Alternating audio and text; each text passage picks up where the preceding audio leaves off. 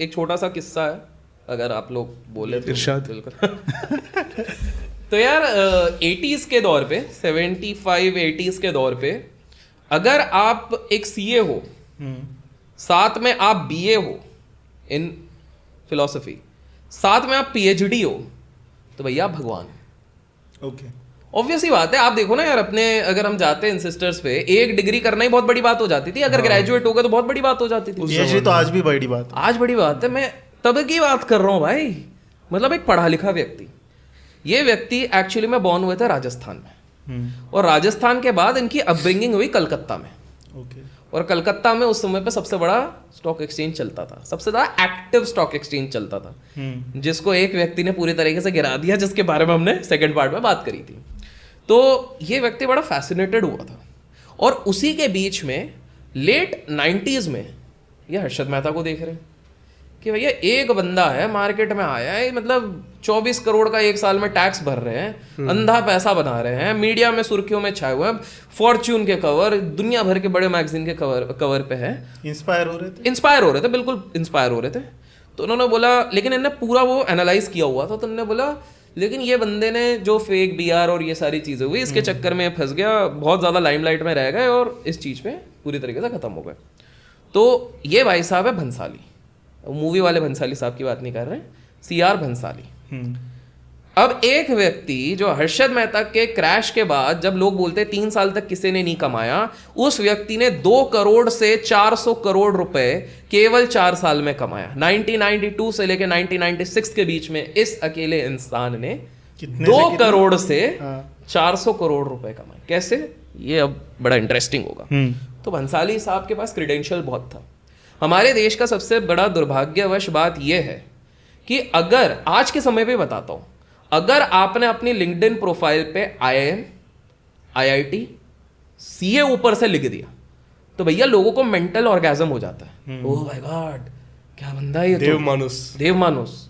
और आगे अगर आपने CFA भी लगा दिया, अरे बाप, भाई फिर तो तृप्त हो गई है वहां पे, हो जाता है। बिल्कुल। और बुरा मत मानो, बट ये सच है। हमारे देश में हर कोई डिग्री का मोहताज है, स्किल्स है भाड़ में। और इसी चक्कर में दुर्भाग्यवश हाल फिलहाल में ये खबर आई हुई थी कि एक व्यक्ति जो IIT के पास आउट है, IIM के पास आउट है, मात्र 25 साल की उम्र में वो वर्क कर रहे थे एक बिग 4 कंपनी में, तगड़े पैकेज के साथ, दुर्भाग्यवश उन्होंने सुसाइड कर लिया।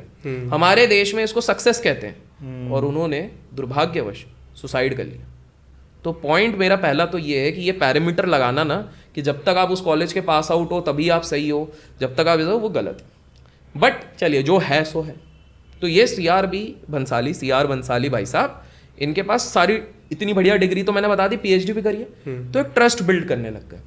इन्होंने पहले शुरू किया कंसल्टिंग, कि भाई टैक्स कंसल्टिंग, टैक्स कंसल्टिंग, ये वाली कंसल्टिंग, CA है तो ऑब्वियसली करेंगे। धीरे धीरे ट्रस्ट बनाया।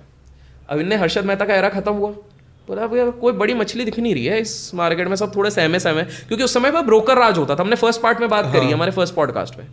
तो बोले ब्रोकर वालों को तो थोड़ा ऐसी नजरों से देखा जा रहा है, बट हम तो भैया एजुकेटेड लोग हैं, वाइट कॉलर है, हम करते हैं। तो इन्होंने बोला अब हमको हमारी कंपनी का नाम चेंज कर लेना चाहिए। तो अब वो कंसल्टिंग से पहले कॉर्पोरेशन बन गए। कॉर्पोरेशन बन गए। अब ये थोड़ा एक तरीके से आप कह लो एडवाइजरी का काम करने लग गए, कि भाई इधर खरीदो, इधर बेचो, ये खरीदो, वो खरीदो। इनफॉर्मली उस समय पे वो बन गए फाइनेंशियल एडवाइजर बन गए। तीसरी चीज उनने देखी कि कुछ भी हो जाए, म्यूचुअल फंड इंडस्ट्री थोड़ी बढ़ रही थी। उसमें भी एक कांड है, आप लोग याद दिलाना, उस पर भी अपन डिस्कस करेंगे, क्योंकि सबसे बड़ा स्कैम आज के टाइम पे म्यूचुअल फंड ही है। बट ठीक है, बताएंगे। तो ये व्यक्ति देखा म्यूचुअल फंड है, तो उन्होंने अपनी म्यूचुअल फंड कंपनी खोल ली। म्यूचुअल फंड कंपनी जब इनने खोली, तब इन्होंने शुरू हुआ में जैसे कंसल्टिंग एडवाइजरी ये सब से 2 करोड़ कर लिया, 2 करोड़ का 100 करोड़ इनने म्यूचुअल फंड AUM और ये सारी चीजें करके करने लग गए। उस टाइम पे चार्जेस भी अच्छे कमाते थे ये लोग। तो ये बन गया। अब इनका ग्रीड खत्म नहीं हो रहा, बोला भाई अब मेरे को गेम आ गया, लोग मुझ पर अंधा ट्रस्ट कर रहे हैं, मैं इसको तगड़ा पैसा इधर से बना सकता हूँ। अब इनका नेक्स्ट क्या होता है? Banking licence. भाई साहब अगर बैंकिंग लाइसेंस मिल गया तो भाई हम सब कुछ कर सकते हैं, राजा है। RBI को एप्लीकेशन भी दे दी। अब उस समय पे थोड़ा समय लगता था, ड्यू डिलिजेंस और ये सब। इतने में सेबी, क्योंकि 1992 के बाद सेबी धीरे धीरे एक्टिव होने लग गई, सेबी को खबर जाती कि भैया ये बंदा को झोल कर रहा है, पता करो। ये व्यक्ति क्या कर रहे थे, ये व्यक्ति अपने ही नाम से अलग अलग लोगों को प्रमोटर बना बना के बहुत सारी कंपनीज सेट करते थे। नॉट एग्जैक्टली शेल कंपनीज, कुछ कुछ वर्किंग कंपनीज। जब तक ये भांडा फूटा तब तक उनके नाम पे 100 कंपनियां थी, बाय द वे मैं बता दूं। कॉन्ग्लोमेरेट के राजा थे एक तरीके से। तो ये अपने नाम पे बरोबर बढ़िया बड़े कंपनी करते थे।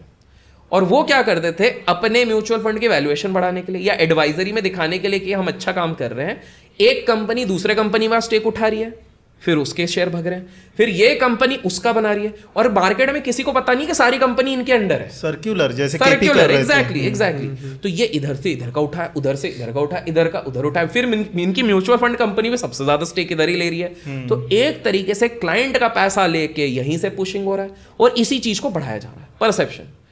ऐसे कर करके इनने कर लिया 400 करोड़। ठीक है, बाय द वे बता दूं, आरबीआई इनको बैंकिंग का लाइसेंस देने भी वाली थी, और ये करते ये 1200 करोड़ तक ये चीज जाने लग गई। अब इस पूरे प्रोसेस में ना बस एक पंगा रहता है, ये काइंड ऑफ पॉन्जी बन जाता है। और पॉन्जी स्कीम में इन्होंने क्या किया, अपने गांव जाते थे, गांव में पार्टी रखते थे, गांव में बोलते थे ये लो संतरा लो, एंड माइंड यू खाने वाला संतरे की बात नहीं कर रहा हूं मैं, संतरा देते थे सबको, गांव वालों को, गांव वाले लड़के खुश, अरे भैया you know if you know. फिर उसके बाद जो भी जिसको खाना पिलाना वो है, और उनसे वो बहुत ज़्यादा पैसा लगवाते थे ये बोल के कि भैया आपको हर महीने में एक इंटरेस्ट पे आपको पैसा दूंगा।